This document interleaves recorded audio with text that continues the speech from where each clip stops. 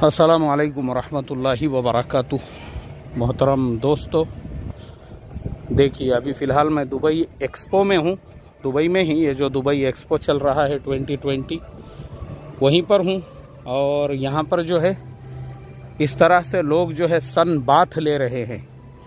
मैं बोला sun bath खाली अंग्रेज़ लोग थोड़ी ले सकते हैं, अपन भी ले सकते हैं सन बाथ। इस तरह से घास के ऊपर बैठ के, या ऐसा खाली नहीं दिख रहा मुझे एक आधा, नहीं तो मैं भी उसके ऊपर बैठता था।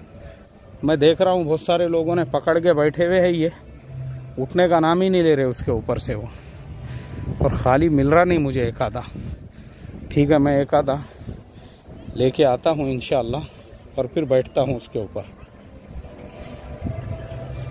चलिए, असल में मोहतरम दोस्तों, मुझे आप तमाम लोगों से जिस टॉपिक के ऊपर बात करना है वो टॉपिक है मुसलमानों के अपने स्कूल, मुसलमानों के अपने इंस्टीट्यूट्स, मुसलमानों की अपनी तालीम गाहें। उस टॉपिक पे मैं बात करना चाहता हूँ। एक मिनट, ये ज़रा देखता हूँ देंगे क्या मुझे ये।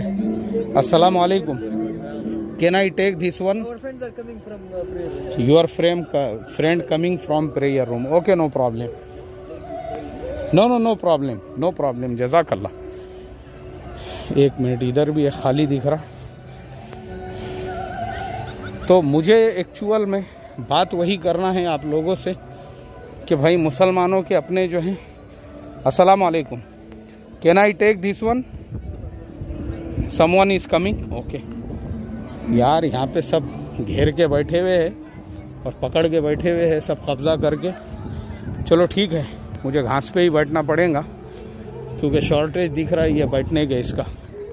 ये एक चीचा जो है, मैं ज़ोहर की नमाज़ को जा रहा था तब भी यहीं बैठे थे, असर में भी मगरिब में भी, जगह छोड़ने को तैयार ही नहीं है बेचारा। चलो ठीक है, मैं बैठता इसी घास के ऊपर। सन बाथ खाली अंग्रेज़ लोग नहीं ले सकते, हम भी ले सकते हैं सन बाथ। अरे अल्लाह। चलिए, तो टॉपिक हमारा ये चल रहा था कि जो मसला कर्नाटका के अंदर दरपेश आया है। देखो, अभी मैं दुबई आने से पहले जो है गुजरात होकर आया हूँ। गुजरात के अंदर एक मुझे जो है स्कूल में विज़िट करने का मौका मिला और माशाल्लाह वो लड़कियों का ही स्कूल था। उसका भी मैंने वीडियो बनाया हुआ हूँ। वो इंशाल्लाह मुझे जैसे इंडिया जाने के बाद मौका मिलेगा तो मैं उसको एडिट कर दूँगा। एडिट करने के बाद फिर अपने चैनल के ऊपर मैं उसको अपलोड करूँगा। तो उस स्कूल के अंदर मुझे सबसे अच्छी बात ये लगी कि वहाँ पढ़ने वाली जो तमाम लड़कियाँ हैं वो बाहिजाब, पूरी तरह से बापर्दा आती है पढ़ने के लिए। यहाँ तक कि उनके चेहरों पे स्कार्फ भी लगा हुआ होता है। यानी अगर कोई मर्द जो है उस्ताद भी अगर उनको पढ़ाने वाला है तो उससे भी वो पर्दा कर सके, इसका भी उन्होंने एहतमाम किया है। तो इस तरीक़े से जो है वो पढ़ने के लिए वहाँ पे आती है। तो पता चला कि उन्होंने वहाँ पे वो जो स्कूल बनाया है वो इसीलिए बनाया है ताकि मुसलमानों की लड़कियाँ अपने स्कूलों में पूरे पर्दे के साथ, पूरे हिजाब के साथ में तालीम हासिल कर सकें। तो उससे मुझे ये इबरत हासिल हुई। मैंने वहाँ के मैनेजमेंट से कहा भी, यानी जो वहाँ के सदर साहब, यानी जो वहाँ के प्रिंसिपल थे, उनसे मैंने ये कहा भी। मैं बोला यार, ये इतना बेहतरीन निज़ाम है आपका, और वैसे आप वो वीडियो में भी सुनोगे, उसमें भी मैंने बोला हूँ कि ऐसे इंस्टीट्यूशंस, ऐसे स्कूल्स मुसलमानों ने खुद ने अपने हर गांव में, हर बस्ती में बनाना चाहिए। देखो, मैं आप लोगों को बहुत सारी बातें, मेरी बहुत सी लोगों को जो है बहुत ज़्यादा कड़वी लगती है, लेकिन मैं बातें वैसी ही करता हूँ और मेरी बातें वैसी ही होती है। जैसे मिसाल के तौर पे हम लोग शादियों में, वलीमों में, बर्थडे में, छिलों में, छट्टियों में, फजूल खर्चियों में जो पैसा उड़ाते और बर्बाद करते हैं ना, वैसे पैसों के अंदर हम अपने लिए, अपनी कौम के लिए बेहतरीन स्कूल बना सकते हैं, बेहतरीन कॉलेज बना सकते हैं, बेहतरीन इंस्टीट्यूट्स बना सकते हैं। लेकिन हमारा प्रॉब्लम है, हम दिखावे के चीज़ों में पैसा बर्बाद करते हैं। अब जैसे हैदराबाद के अंदर एक साहब ने 10 करोड़ रुपये वलीमे में ख़र्चा किए। अब मैंने जब वो न्यूज़ पढ़ा था और मुझे जब पता चला था कि उसमें उन्होंने नाचने के लिए ऑस्ट्रेलिया और रशिया से नाचने वालों को बुलाए थे, बड़ा अफसोस हुआ था मुझे। और उनका टोटल बजट पता चला था कि भाई वो 10 करोड़ रुपये वलीमे पे खर्च कर रहे हैं। तो अब मुझे आप बताओ ये कहाँ की इंसानियत है आपकी। अरे यार ये खाली हुआ, इस पे बैठ जाता मैं। Excuse me, are you using this one? No problem, okay, thank you so much, thank you so much. ये मिल गया देखो मुझे, मैं इतनी देर से परेशान था, ये मिल नहीं रहा था मुझे। चलो इस पे बैठते हैं और उसके बाद अपनी तकरीर जारी रखते हैं। बिस्मिल्लाहिर्रहमानिर्रहीम। आहा हा, वाकई में भी यार इस पे तो बैठने का जो मज़ा है वो मज़ा ही कुछ और है। इसीलिए मैं बोला ये जो चीचा है मेरे बाजू वाले, ये ज़ोहर के बाद से असर हो गई, अब मगरिब के करीब का टाइम है, तो जगह छोड़ने को तैयार क्यों नहीं है। खैर,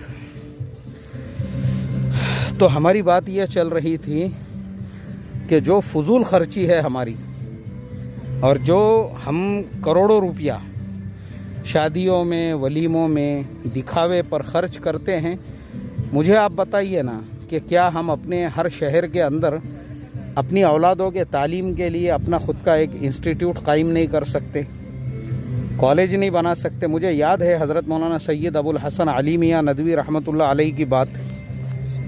मुलायम सिंह यादव उत्तर प्रदेश के मुख्यमंत्री थे और उस ज़माने में पूरे भारत देश के अंदर एक बात चली थी। हालांकि वो ज़माने में ना यूट्यूब था, ना इतने सारे चैनल्स थे, ना इतनी सारी चीज़ें थी, लेकिन फिर भी एक बात चली थी कि हर स्कूल के अंदर बच्चों को वंदे मातरम पढ़ाया जाएगा। तो मौलाना अली मियाँ साहब रहमतुल्लाह अलैह ने उस टाइम पे एक बयान दिया था और कहा था कि अगर स्कूलों में बच्चों को वंदे मातरम पढ़ाया जाएगा तो हम हर गांव में अपना ख़ुद का स्कूल बनाएंगे।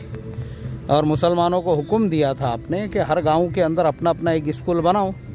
तो मुझे याद है दूसरे ही दिन, क्योंकि वो अखबार का ज़माना था, मुलायम सिंह यादव जो भारत उत्तर प्रदेश के मुख्यमंत्री थे, वो दौड़ते हुए, भागते हुए हज़रत मौलाना अली मियाँ साहब रहमतुल्लाह अलैह के कदमों में जाके गिर गए। और दूसरे दिन वो ख़बर जो है तमाम अखबारात के अंदर थी और उन्होंने उनसे माफ़ी तलाफ़ी की और कहा कि मौलाना हमको माफ़ कर दो। तो इस तरीके से देखो हज़रत मौलाना अली मियाँ साहब रहमतुल्लाह अलैह ने जो है बयान दिया था। तो मुझे इसीलिए याद आया कि भाई हम अपने स्कूल क्यों नहीं बना सकते, हम अपने कॉलेजेस, हमारे अपने हर गांव के अंदर हमारा स्कूल हो, हमारे हर गांव के अंदर हमारा अपना इंस्टीट्यूट हो, हमारे अपने हर गांव के अंदर जो है हमने खुद ने बनाना चाहिए कि हमारे पास किस चीज़ की कमी है। जो औकाफ की ज़मीनें हैं, मैं हमेशा एक बात बोलता हूँ, अभी मैंने किसी गांव के बारे में भी एक ख़बर चैनल के ऊपर अपने जो है डाला था, जहाँ पे 478 एकड़ ऐसा कुछ ज़मीन जो है वो बेच दी गई लोगों को। हालांकि वो जो है वक्फ़ की ज़मीन थी। तो अगर आप तहकीक करेंगे तो ऐसी आपको हर गांव में मुसलमानों के औकाफ की करोड़ों की अमलाक आपको मिलेंगी, लेकिन अल्लाह हिफाजत फरमाई। तो इसीलिए मोहतरम दोस्तों, मेरे जहन में जो है ये मौजू कल से था, लेकिन मुझे टाइम नहीं मिल रहा था। अभी भी टाइम नहीं है मेरे पास में, क्योंकि मेरे साथ और भी साथी लोग हैं यहाँ पे। मैं अभी असर की नमाज़ पढ़ के बाहर आया हूँ, वो लोग ज़रूरियात से फारिग होने के लिए गए हैं। तब तक मैंने उनको बोला हूँ कि हम भी सन बात लेंगे आज। क्या खाली अंग्रेज़ लोग सन बात लेते हैं, हम भी लेंगे आज। तो इसके लिए मैं यहाँ पे बैठा हुआ हूँ और थोड़ा सा वक्त मिल गया, तो फिर मैंने सोचा चलो आप लोगों को ये मैसेज दे दूँ जो मेरे जहन में पिछले 2 रोज़ से है कि हर गांव में, हर शहर में, हर बस्ती में हम अपना एक ट्रस्ट, अपना एक फाउंडेशन गवर्नमेंट रजिस्टर्ड करें और उसके तहत में खिदमत के जज्बे से, एक चीज़ और याद रखो, पेट भरने का नहीं, पेट भरने के जज्बे से या पैसे कमाने के जज्बे से या लूटने के जज्बे से जो है भी हमारे स्कूल और कॉलेजेस नहीं होना चाहिए। खिदमत के जज्बे से, जैसे मैंने गुजरात के जिस स्कूल की बात बताया उसका नाम अमन स्कूल है, अमन इंग्लिश स्कूल, और माशाल्लाह वो डाभेल गांव के अंदर है। मुझे बड़ा अच्छा लगा। तो वो स्कूल की एक ख़ासियत ये भी लगी कि फ़ीस बहुत कम है वहाँ पे।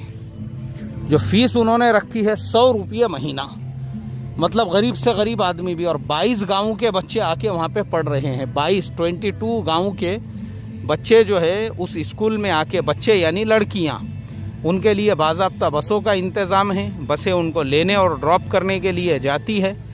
माशाल्लाह बहुत अच्छा काम है ये। जिन लोगों ने भी वो स्कूल बनाया है और जो भी वहाँ पे पढ़ा रहे हैं, मेरी तरफ से उनको बहुत बहुत मुबारकबाद।